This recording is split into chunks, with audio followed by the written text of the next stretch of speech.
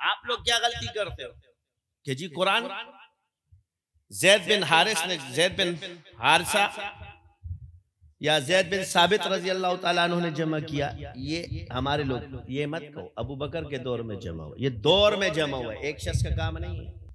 جتنی آیاتیں منسوخ تھی اس قرآن سے اس میں نہیں، کیونکہ منسوخ آیات قرآن میں نہیں لکھی جاتی، مگر منسوخ آیات کا پڑھنا مانا نہیں تھا. ہر دور میں آپ مشیر رہے، ہر دور میں، اور آخری دور جو آپ کا اس لیے کہ جب پورا قرآن ہر دور میں کمپلیٹ ہو گیا تب آپ کو خلافت کی چادر پہنائی گئی ہے، اور یہ اللہ نے جمع کروایا ہے. قرآن کی آیت ہے اس پہ کہ اللہ نے فرمایا اس کو میں جمع کروں، تو صحابہ کو ذریعہ بنایا، حضور پر نازل کیا اور صحابہ کے ذریعے جمع فرمایا. سید نور زمان نقشبندی شاذلی کے لیٹسٹ بیان سننے کے لیے سید نور زمان نقشبندی شاذلی چینل کو سبسکرائب کریں. آپ لوگ کیا غلطی کرتے ہو کہ جی قرآن زید بن حارث نے زید بن حارثہ یا زید بن ثابت رضی اللہ تعالیٰ عنہ نے جمع کیا. یہ ہمارے لوگ یہ مت کہو ابو بکر کے دور میں جمع ہوا، یہ دور میں جمع ہوا ہے، ایک شخص کا کام نہیں ہے. دور ابو بکر، دور عمر اور دور عثمان میں قرآن تکمیل ہوا ہے، اور حضرت علی کے دور میں ناسخ ہوا ہے. سمجھ آ رہی ہے کہ نہیں آ رہی؟ جتنی آیاتیں منسوخ تھی اس قرآن سے اس میں نہیں، کیونکہ منسوخ آیات قرآن میں نہیں لکھی جاتی، مگر منسوخ آیات کا پڑھنا مانا نہیں تھا.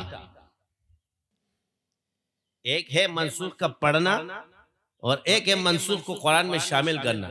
تو ناسخ اور منسوخ کے عالم تھے، تو 30 سال کا جو دور گزرا ہے آپ علیہ السلام نے فرمایا اے علی تم ردا مت پہننا، قرآن کی تکمیل کرنا.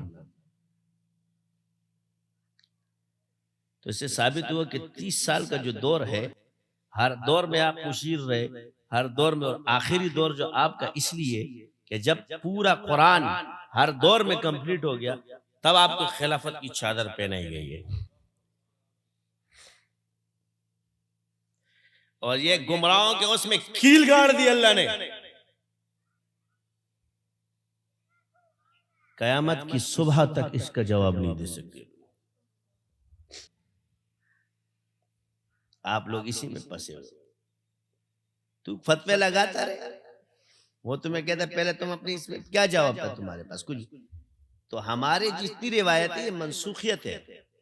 کیا ہے کہ قرآن کا منسوخ، اور جو روایت ہے وہ مسودہ ہے. ہم حافظ ہے قرآن کے، بھائی اہل سنت میں حافظ چلے آ رہے ہیں، اس لیے یہ حفظ پہ چل رہا ہے. اور حفظ کا مسودہ جل بھی جائے اس سے کوئی فرق نہیں پڑتا، دوبارہ لکھ لیں گے. سمجھ آ گئی؟ اور یہ اللہ نے جمع کروایا ہے. قرآن کی آیت ہے اس پہ کہ اللہ نے فرمایا اس کو میں جمع کروں، تو صحابہ کو ذریعہ بنایا، حضور پر نازل کیا اور صحابہ کے ذریعے جمع فرمایا. تو ناسخ اور منسوخ کے عالم تھے.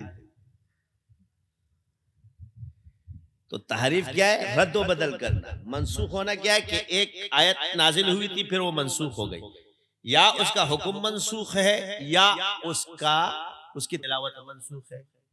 کہیں تلاوت منسوخ ہے، کہیں حکم منسوخ ہے.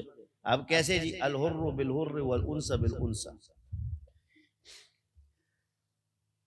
اب اس کی تلاوت منسوخ نہیں ہے مگر حکم منسوخ ہے. قصاص میں صرف اسی کو مارا جائے گا.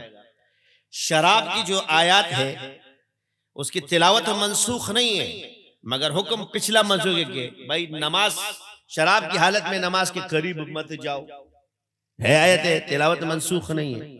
اسی طرح رجم والی آیت منسوخ ہے مگر حکم منسوخ نہیں ہے. سمجھ آ گئی؟ تو منسوخ کو قرآن میں شامل نہیں کیا جائے گا، کیونکہ قرآن میں وہی شامل ہوگا جو ناسخ ہوگا. اور اس کے عالم تھے صحابہ، تم نہیں ہو. تحریف کا مطلب تو پہلے سے، تحریف کا مطلب ہے آیات کو بدلنا، تبدیلی لانا اس میں، اور تبدیلی قرآن میں ہو ہی نہیں سکتی. اللہ نے چیلنج کیا ہے، تم اس کے مثل نہیں لا سکتے تو تبدیلی کیا کرو گے؟ وَادْعُوا شُهَدَاكُم مِّن دُونِ اللَّهِ، سوائے اللہ کے جس کو بلاتے ہو دعوت دو سب کو. سمجھ آ گئی؟ اب تم بھی لکھ لو اپنی کتابوں میں آیت اس طرح تھی اس طرح تھی. قرآن میں تو نہیں ہے نا، ہماری کتابوں میں بھی لکھے اس طرح تھی اس طرح تھی اس طرح ایک آیت نازل ہوئی تھی، تو قرآن میں نہیں ہے نا، بس وہ منسوخ ہے، ختم، تحریف تھوڑی ہے.